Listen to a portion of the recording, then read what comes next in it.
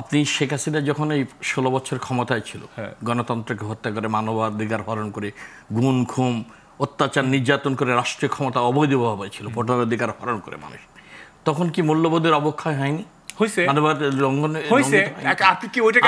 না, সেটা যে আপনি যে বললেন গত 10 মাসে যেটা মূল্যবোধের অবক্ষয় হয়েছে একটা বিপ্লবের পর, শেখ হাসিনা সরকার যখন ক্ষমতায় ছিল তখন এই তোফায়েল আহমেদ প্রধানমন্ত্রী প্রতিটা নেতারাই বলছেন যে 5 লক্ষ লোক মারা যাবে যদি শেখ হাসিনা সরকারের পতন। আচ্ছা, সেটা কি হয়েছে? সেটা হয়নি। শুনেন, অতীত ঘেটে তো লাভ নেই। যে অন্যায় তারা করেছে রাষ্ট্রীয় ক্ষমতা, একেবারে আগে অন্যায় হয়েছে বলে এখন অন্যায় এখন আমরা করতে চাই। শুনেন, আমি বলি, মহম্মদ ভাই, আপনি বলছিলেন যে ডক্টর মোহাম্মদ ইউনূস দেশে এবং বিদেশে দুর্বল হয়ে পড়েছেন।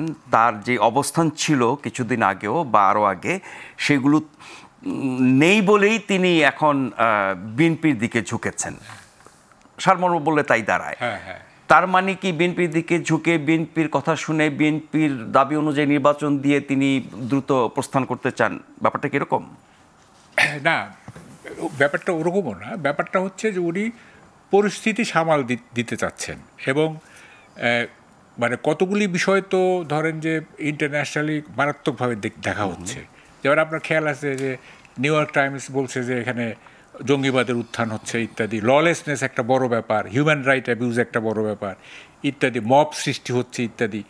এখন বিএনপি যেহেতু একটা কনস্টিটিউশনাল পার্টি, একটা ডেমোক্রেটিক পার্টি, এটার কোনো এক্সট্রিমিজম বিএনপির মধ্যে নাই, কিন্তু স্ট্রেংথ আছে, শক্তিশালী, বাট আনকনস্টিটিউশনাল কিংবা আনডেমোক্রেটিক কিংবা মব টব এগুলো বিএনপি বাই অ্যান্ড লার্জ করে না।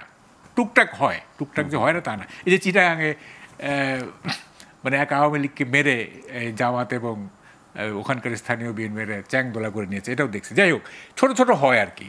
তো এখন পরিস্থিতিকে শান্ত রাখতে গেলে বাংলাদেশে যদি মব দূর করতে হয়, তারপর ধরেন যে ইসলামিক টেরোরিজমকে যদি মানে ইন্টারন্যাশনালি যেটা দেখতেছে, সবাই যেটা দেখতেছে যে এইটাকে যদি চেক করতে হয়, তারপরে নানা রকম বিশৃঙ্খলা যদি চেক করতে হয়, তাহলে বিএনপিকে কাজে লাগাইতে হবে এবং কাজে লাগালে সমাজে একটা মানে ভারসাম্য তৈরি হবে, যে ভারসাম্যতে তার ইমেজটা ফিরে আসতে পারে। এই যে এখন তো ললেসনেস, সরকার কেন বিএনপিকে এতদিন কাজে লাগায় নাই? হ্যাঁ, বিএনপিকে এতদিন কাজে লাগায় নাই কেন? কাজে লাগাইলে পারে he was not so prophetic enough to foresee future. উনি ভবিষ্যৎ দেখতে পারেন নাই। হ্যাঁ, উনি তো নিজেকে খুব জ্ঞানী মনে করেন। উনি খুবই সাধারণ জিনিসগুলি, যেগুলি চায়ের টেবিলে ক্লিয়ার হয়, চায়ের টেবিলে সাধারণ মানুষ যেগুলি বুঝতে পারে, উনি সেগুলি বুঝেন নাই, অথবা বোঝার চেষ্টা করেন নাই, অথবা ওনাকে বুঝতে দেওয়া হয় নাই। না, অনেকে বলে আমরা ভাবছি বুঝেন নাই, বুঝতে দেওয়া হয় নাই, কিন্তু উনি এমন পর্যায়ে চিন্তা করেন যেটা আমরা ভাবতে পারি না। না, শুনেন, এখানে শুধু ইউনূস সাহেবকে আমরা এইভাবে দেখলে হবে না। এটা ওই ইউনূস সাহেবের যে রাজনীতিটা, এই রাজনীতিটার অনেক দূরবর্তী লিঙ্ক আছে। হ্যাঁ, আমি অত ডিটেলসে যাচ্ছি না। কথাটা হচ্ছে আপনি দেখেন কতগুলি কমন সেন্সের ব্যাপার। হ্যাঁ, যে ললেসনেস যদি প্রিভেল করে, তাইলে এই গভর্নমেন্ট, যে কোনো গভর্নমেন্ট আনপপুলার হবে। যে কোনো গভর্নমেন্ট, মানুষ কিন্তু যদি না খাইতে পারে তাইলেও কিন্তু সেটা সহ্য করে, কিন্তু মানে মানুষ যদি অনিরাপদ মনে করে নিজেকে, তাইলে সেটা সহ্য করে না। তো এই যে 10 মাস ধরে বা 9 মাস ধরে, আমি 1 মাস বাদ দিলাম, গ্রেস দিলাম, 9 মাস ধরে যে মানুষ অনিরাপদ থাকলো, হ্যাঁ, এবং উনি কোনো মানে স্টেপ নিলেন না, এবং কোনো ক্ষেত্রে কোনো স্টেটমেন্টও দেন নাই, মানে মবের ব্যাপারে, বা যেমন ধরেন যে 32 নম্বর জন্য ভাঙা হইলো, এটা উনি এটা হয়ে গেল আর কি। হ্যাঁ, হয়ে গেল, এবং সরকারি বুলডোজার দিয়ে হয়ে গেল, ওনার কোনো বিকার নাই। হ্যাঁ, মানে এত যে ঘটলো, এত যে মব হইল, আপনি দেখছেন যে আন্তরিকতাটুকু পর্যন্ত ছিল না। কারণ উনি কী পলিটিক্স করছেন উনি জানেন। হ্যাঁ, উনি জানেন, এবং উনি পার পেয়ে যাবেন এটাও মনে করছিলেন, কিন্তু এখন দেখতেছেন যে না, আর পার পাওয়া যাচ্ছে না। হ্যাঁ, আর পার পাওয়া যাচ্ছে না। এখন ওনার এই যে এসব শুরু হয়েছে আর কি। প্রথম থেকে যদি উনি রুল অফ ল এস্টাবলিশ করতেন, ধরেন কি, আমি যে কথাটা বলি যে 5 তারিখে একটা বিজয় হয়েছে, বিশাল বিজয় হয়েছে, তাইলে আপনি নেক্সট 7 ডে সেলিব্রেশন করেন। সেলিব্রেশনে যদি কিছু ভাঙচুর, কিছু মারপিট হইতে পারে, এত বড় একটা পুঞ্জীভূত ক্ষোভ 16 বছর, এটা হইতে পারে। তারপরে আপনি 15 অগাস্ট থেকে আপনি রুল অফ ল করেন, স্ট্যাবলিশ করেন। আপনাকে তো রাষ্ট্রটা চালাইতে হবে যতদিন আপনি তো ধরে নিয়েছেন যে আপনি প্রলং করবেন। হ্যাঁ কামাল ভাই, আপনারা আমি একটু মনে করে দিতে চাচ্ছি, আপনি শেখ হাসিনা যখন এই 16 বছর ক্ষমতায় ছিল, গণতন্ত্রকে হত্যা করে, মানবাধিকার হরণ করে, গুম খুম অত্যাচার নির্যাতন করে রাষ্ট্রীয় ক্ষমতা অবৈধভাবে ছিল, ভোটাধিকার হরণ করে মানুষ, তখন কি মূল্যবোধের অবক্ষয় হয়নি? না, সেটা যে আপনি যে বললেন গত 10 মাসে যেটা মূল্যবোধের অবক্ষয় হয়েছে, একটা বিপ্লবের পর শেখ হাসিনা সরকার যখন ক্ষমতায় ছিল তখন এই তোফায়েল আহমেদ প্রধানমন্ত্রী প্রতিটা নেতারাই বলছেন যে 5 লক্ষ লোক মারা যাবে যদি শেখ হাসিনা সরকারের পতন হয়। সেটা কি হয়েছে?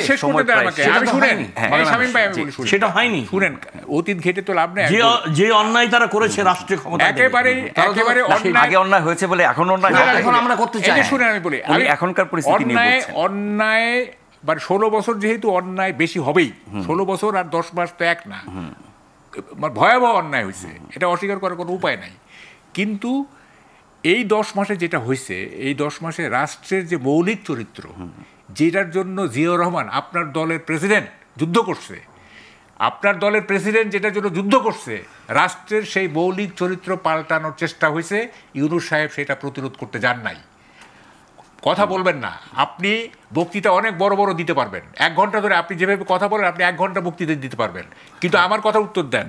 আপনার প্রতিষ্ঠাতা যার জন্য যুদ্ধ করছে, যে যুদ্ধের জন্য উনি বীরত্তম পাইছে, সেই রাষ্ট্রের মৌলিক চরিত্রকে পরিবর্তনের চেষ্টা হয়েছে। শেখ হাসিনার আমলে এটা হয় নাই। শেখ হাসিনার কী হয়েছে? লুটপাট। শেখ হাসিনার আমলে কী হয়েছে? আপনাদের জেলে নিছে, আপনাদের উপর অত্যাচার করছে, গুম করছে, বলতে দেন আমাকে, এগুলি সব করছে, এগুলি ঠিক আছে, কিন্তু রাষ্ট্রের মৌলিক চরিত্র শেখ হাসিনার আমলে নষ্ট হয় নাই। এই 10 মাসে রাষ্ট্রের মৌলিক চরিত্র নষ্ট করার চেষ্টা হয়েছে এবং ইউনূস সাহেব সেটাকে প্রতিরোধ করেন নাই।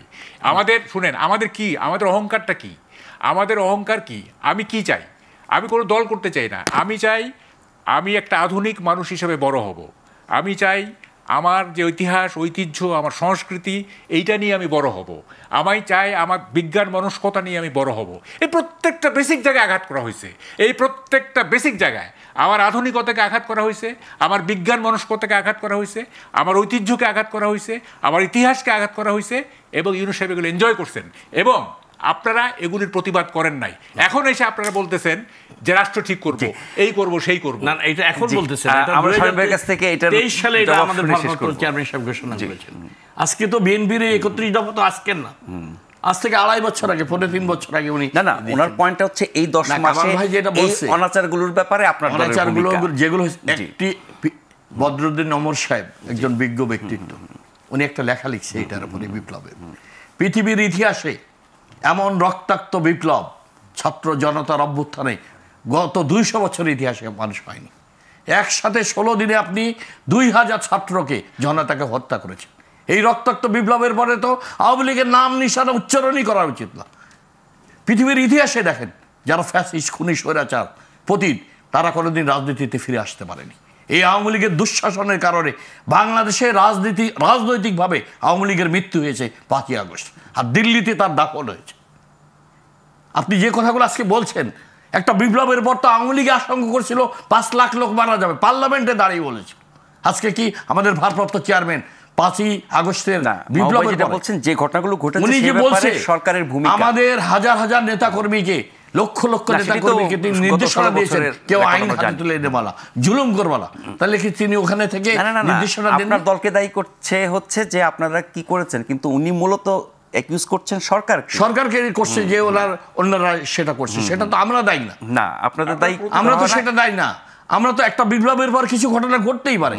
আমাদের ভারপ্রাপ্ত চেয়ারম্যান দিক নির্দেশনা দিয়েছেন, লক্ষ লক্ষ সেগুলো অন্যায় মনে করে থাকলে আপনার দল প্রতিবাদ, আপনাদের থানা পাহারা দিয়েছে আমাদের নেতাকর্মীরা, হিন্দু, বৌদ্ধ, খ্রিস্টানদের মন্দির, উপাসনালয়, প্যাগোডা, চার্চ পাহারা দিয়েছে নেতাকর্মীরা 24 ঘন্টা। যাব ভারপ্রাপ্ত চেয়ারম্যান তারেক রহমানের নির্দেশনা, যাতে প্রাণহানি না হয়, সংঘাত না হয়, মানুষ যাতে জননিরাপত্তাহীন না হয়। এটা কি আপনারা দেখেন নাই 5ই জুলাই আগস্টে পরে? এটা তো বিএনপির ভারপ্রাপ্ত চেয়ারম্যান তারেক রহমানের সবচেয়ে বড় কঠোর নির্দেশনা, লক্ষ লক্ষ নেতাকর্মীরা পালন করেছে বলে বাংলাদেশ শান্ত রয়েছে। এত বড় বিপ্লবের পর আওয়ামী লীগের কোনো লোক ওইভাবে মারা গেছে? বলেন তো আপনি আমাকে বলেন। আওয়ামী লীগের তো 5 লাখ লোক মারা যাওয়া উচিত, যে অপরাধ তারা করেছে। আমরা শেষ করবো শামীম ভাই।